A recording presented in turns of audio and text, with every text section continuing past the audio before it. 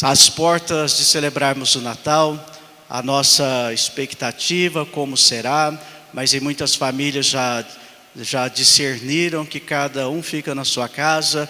Esse ano não tem aglomeração familiar, né? Cada um celebra, e o importante para nós é viver o Natal espiritualmente. Como assim? Deixar que o Senhor se faça carne em nossa vida. Esta palavra anunciada a Maria, ela se cumpriu, se fez carne, o verbo se fez carne, a palavra se fez carne no seio de Maria, também conosco. O nascimento de Jesus significa a vinda de Jesus, o verbo se fazendo carne em nossa carne, vida em nossa vida. Caso contrário, celebraremos Natal e mais Natal e não seremos pessoas alegres, realizadas, etc., né? Então, viver o Natal com profundidade este ano veio nos ensinar isso. Esta pandemia veio mudar muita coisa em nossa vida, né? Assim espero que de fato nos leve a uma vivência mais profunda ainda da fé. Mas vamos ao Evangelho. Evangelho que ouvimos muitas vezes.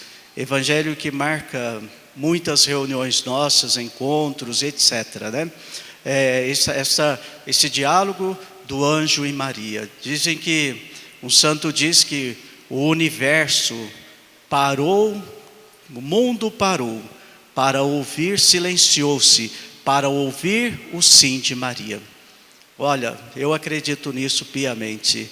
A expectativa, né, do anúncio do verbo de Deus que iria se encarnar e chegar a este mundo para dar uma vida nova.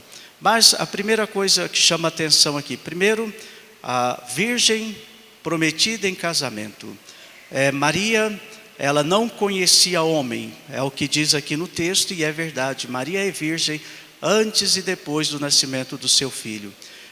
José, se foi casado e viúvo, não há uma precisão disso, mas se era já um senhor, um pouco mais velho que ela, também guardou a sua castidade. Por isso que nós, quando vocês já prestaram atenção nisso, quando eu vou abençoar, eu digo pela intercessão da Virgem Maria e do seu castíssimo José. Ele é casto. Os dois fizeram esse propósito de vida diante daquilo que eles almejaram viver, diante do Senhor, à sombra do Senhor onipotente. E hoje falar em virgindade é uma coisa passada, é uma coisa absurda, porque desde criança já se aprende sobre a vida sexual. E os namorados vivem como marido e mulher, não respeitam mais e não vivem, não aplicam o mandamento, né? Não pecar contra a castidade.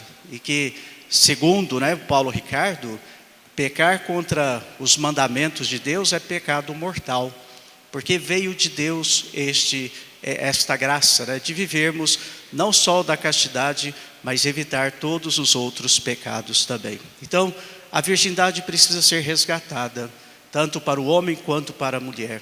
E no casamento, a castidade, em muitos momentos, precisa também ser vivida. Irmãos, então, que aprendamos de Maria, que aprendamos de José. Segundo ponto aqui, José, a quem ela era prometida, ele era descendente de Davi, porque para se cumprir a profecia, que o Messias nasceria da estirpe de Davi, conforme está aqui, e conforme os profetas anunciaram também. Maria não era descendente de Davi, José era descendente. E José então assume esta paternidade. Veja como Deus age na história e de forma brilhante, né? Ele não deixa lacunas de maneira alguma. Então, para se cumprir a profecia, José tomou Maria por esposa e Jesus como seu filho. E então a profecia se cumpre verdadeiramente. E depois o segundo ponto aqui. Aí começamos o diálogo. Primeira coisa que o anjo fala para Maria é para que ela se alegre. Maria, alegra-te.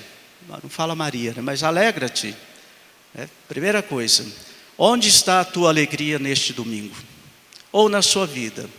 Eu disse domingo passado, né, que celebramos o domingo terceiro domingo do Advento, da alegria. vivemos lampejos de alegria. Agora eu vou comprar alegria para viver o Natal. Passado o Natal eu vou comprar alegria para passar minhas férias. Depois eu vou comprar alegria, que é o coelhinho da Páscoa. Depois eu vou comprar alegria. Nós vivemos comprando alegria e felicidade. E passa. A felicidade deste mundo não é eterna. E nós nos iludimos com isso e iludimos tantas outras pessoas de que a alegria e a felicidade estão nas coisas materiais. E aqui Maria, ela é chamada a alegrar-se por causa de uma condição, porque o Senhor está com ela. É o que o anjo diz depois. Você sente que o Senhor está contigo? Porque se você sente que Ele está contigo, você é uma pessoa alegre, determinada, né? Você é uma pessoa que não tem medo, você é uma pessoa que se coloca realmente no serviço, tanto profissional, sabendo que você ajuda a Deus na construção do mundo, como também no serviço da igreja. Você sempre vai abrir a sua vida a Deus, porque você é uma pessoa feliz, realizada no Senhor. Então, vamos, a partir de hoje, observar bem a nossa alegria. Terceira coisa que chama atenção: não tenhas medo, Maria.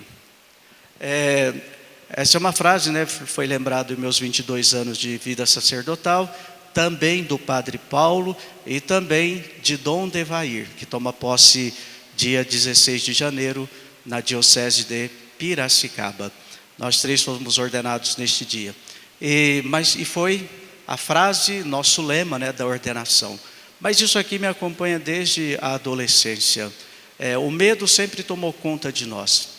Temos medo de tudo, ainda mais agora nesta pandemia, embora o medo parece que foi embora, né, de nós, né? Mas mesmo que enfrentemos a pandemia com todos os cuidados que precisamos tomar, nós não podemos ter medo, conforme está aqui, de servir a Deus. Quantas pessoas não querem voltar para a igreja com medo de pegar coronavírus, mas vai no mercado, no supermercado, vai na farmácia, vai não sei aonde, né? Menos na igreja, que é o lugar mais perigoso nesse tempo de pandemia. É o que tem acontecido, né? Então, nós não podemos ter medo e deixar que o medo nos domine e nos afaste do Senhor. Por isso foi dito a Maria e é dito também para nós: não tenhas medo. Por que o medo na sua vida?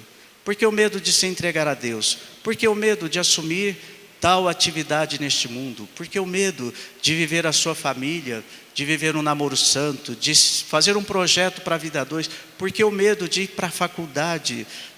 Eu passei, mas eu não quero ir para lá. E assim por diante. Por que o medo? Não tenhas medo. Você não acredita que o Senhor está contigo? Significa que você não está sozinho. E desde o ventre de sua mãe, você já foi escolhido e escolhida também. Por isso, o Senhor está contigo. Carreguemos esta certeza e não deixemos que o medo atrapalhe a nossa vida de fé.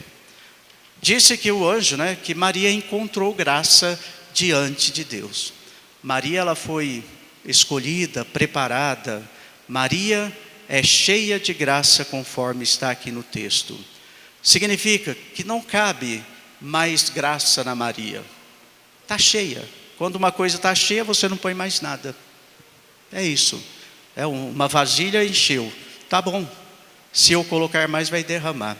E até tem um santo que escreve, ele diz assim que Maria, por ser cheia de graça, ela não teve doença, ela não morreu de doença, não morreu de velhice, porque cheia de graça, nunca pecou. Deus então a levou em corpo e alma para o céu. Irmãos e irmãs, éramos para ser cheios de graça, cada um de nós. Mas acontece que pecamos.